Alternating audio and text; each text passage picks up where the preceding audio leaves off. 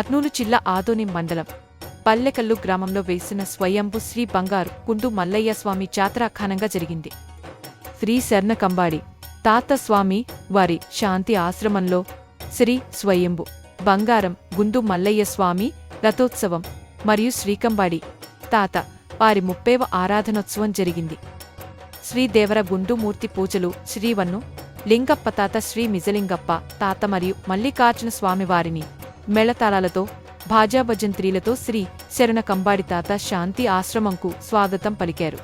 అనంతరం శ్రీ స్వయంభు బంగారు గుండు మల్లయ్య స్వామి గుర్రముపై గ్రామ వీధులగుండా తిమ్మప్ప స్వామి దేవాలయం వరకు ఊరేగింపు కార్యక్రమం జరిగింది.